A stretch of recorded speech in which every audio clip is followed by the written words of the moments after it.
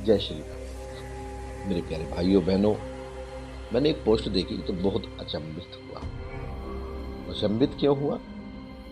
क्योंकि कुछ अज्ञानी पुरुष टीवी पर बैठ कर के अपनी राजनीति चमका रहे हैं और सनातन धर्म की जो गोस्वामी तुलसीदास जी द्वारा रचित रामायण है, रामचरितमानस है, उस पर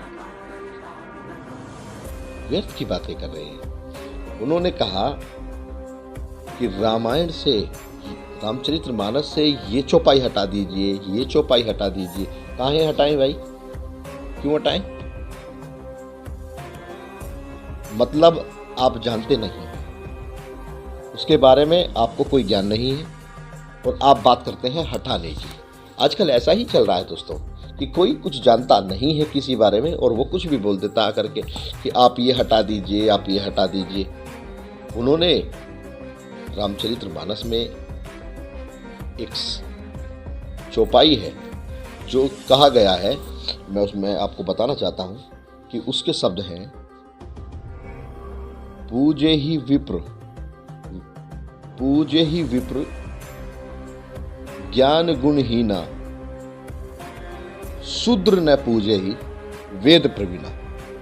इसका मतलब लोगों अपनी मर्जी से निकाल रहे हैं, लेकिन जहां तक मैंने पूजे जानकारी है, जहां तक मैंने बहुत सारी चीजें पढ़ी हैं उसमें, और इसके बारे में जब पढ़ा तो इसका मतलब कुछ और ही है और वो अज्ञानी पुरुष न जाने क्या क्या बातें बता रहे हैं। इसका मतलब इसका मतलब है कि एक विप्र कहा गया। विप्र कहते हैं हम ब्राह्मण के लिए, और ब्राह्मण कौन होता है?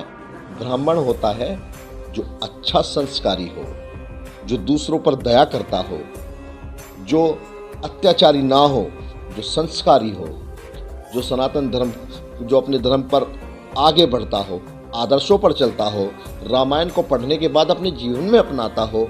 ऐसे लोगों को, सदाचारी पुरुषों को, जो अच्छे कार्य करते हैं, दया करते हैं, गरीबों की सहायता करते हैं, किसी गरीब को भूखे को देखते हैं तो उसे भोजन खिलाते हैं, ऐसे लोग विप्र कहा जाता है। ऐसे लोगों, ये कोई वर्ण जाति नहीं है, वर्ण वर्ग नहीं है।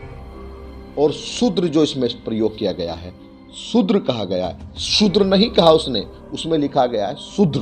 और किसको शूद्र कहा? जो अत्याचारी है, जो लोगों को नुकसान पहुंचाता है, जो लोगों को परेशान करता है, जो लोगों की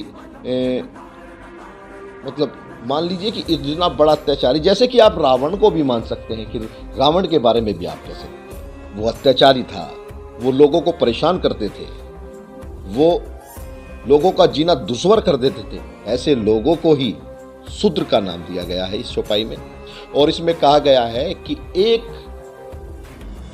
सदाचारी पुरुष, एक दयावान पुरुष, एक ज्ञानी, एक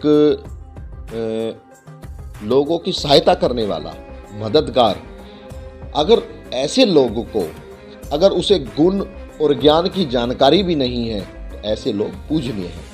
और रावण जैसा एक बड़ा जो अत्याचारी है, ऐसे लोगों को, ब्राह्मण होने के बाद भी इतने अत्याचार करता है, ऐसे लोगों को पूजना नहीं चाहिए। ऐसा इस चौपाई का अर्थ है। लेकिन कुछ मेरे अज्ञानी भाइयों ने, अज्ञानी राजनीतिक लोगों ने इसका मतलब ही अपने हिसाब से निकाल लिया। ये गलत है। और मैं ऐसे लोगों से ये भी कहना चाहता हूँ कि पहले तो आप सावधान हो जाइए। सनातन धर्म जाग रहा है, आपके इन झूठी बातों पर कोई विश्वास नहीं करने वाला है, क्योंकि आप झूठ बोल रहे हैं, आप झूठे हैं। और झूठे, हो सकता है आपकी मजबूरी भी हो, क्योंकि आप जिस पार्टियों में काम करते हैं उनकी मानसिकता सनातन धर्म विरोधी है, उनके कार्य सनातन धर्म विरोधी हैं। ऐसे लोगों को शर्म आनी चाहिए, ये निंदनीय है। ऐसे लोगों को देश की जनता माफ़ नहीं करती है, सनातन धर्म के लोग माफ़ नहीं करते हैं।